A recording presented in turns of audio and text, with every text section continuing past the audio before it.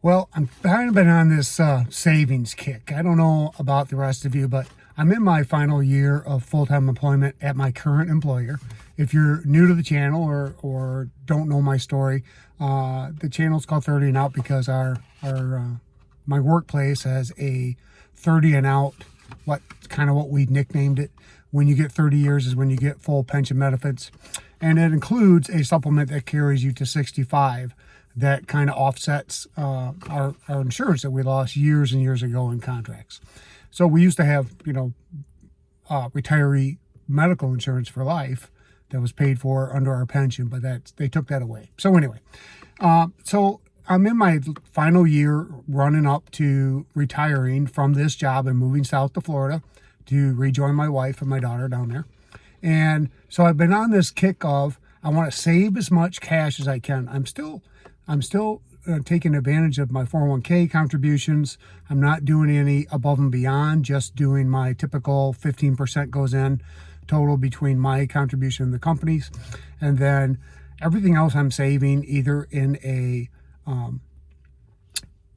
high interest rate savings account or a brokerage account, which I'm currently moving some money into to start using to try to do some more of that stuff. But basically what I'm trying to do is be more liquid cash after tax money. I want to save more money with my after tax instead of everything going to be in my 401k. And then as I withdraw, I get killed on it every time. So if I have cash available, I don't have to use my 401k any longer, any sooner than I have to. That's kind of my plan. So I came across this.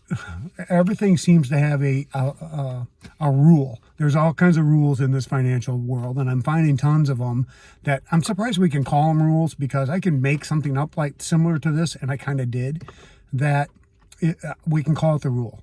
But this is how to turn. Basically, it's like turning your change into $5,000, and I'm just going to use that number as arbitrary because the real number is how to turn $13.70 a day into $5,000 a year. And that's basically how you can save $5,000. It's just a matter of saving $13.70 a year or a day for a year. That'll get you $5,005, I think. And then if you put it in a high yield interest account that pays 4%, you might make another, couple $100 on it. But the idea being, of course, is that anything that we can do that simplifies savings and makes it easier to not only stomach, but easier to live with and get past, because it's, in my opinion, and of course, none of this is financial advice. I'm just here for entertainment purposes and just sharing my opinions. But to me, anything that makes it easy to save is better. And we all need to find better ways and easier ways to save. And one of my keys is to automate as much as you can. Which is what's great about 401k programs, is because they're automated savings. Once you plug into it, it goes in, it comes out of your check, you never even see it, you get used to it, boom, you're making money. So these are some ways, and for me, $13.70 seems very easy to find. And this kind of goes back to the days when they would say, if you gave up your special Starbucks coffees and all that crap, you'd be able to save $7, $8, $10 a day, and then multiply that out and save it, and look how quickly you grow. And so that's kind of what happens because when you take this $13.70 and you save it over 30 years, and it just makes, 7%, just like a conservative average, you got $350,000, $360,000 in the bank without doing much anything except saving, your coffee money. So that's one of the things that I like about the idea. But this is actually called the 1370 to 5,000 rule, and you can do it. Obviously, you can make it easier or harder for you. But again, I think it's easy to find $13.70 a day, and I'm just going to make it even easier. What if you just, rounded it down to $10 and said, I'm going to try to save $10 a day, and I'm going to do it by doing these things. One could be eliminating your coffees. If you're doing that a couple times a week, it adds up fast. The average Starbucks coffee specialty drink is like $7.50. If you're one of those folks that likes to have a tasty treat with it, now you're up to $11. If you're a nice person and you get good service, you give a couple bucks for a tip.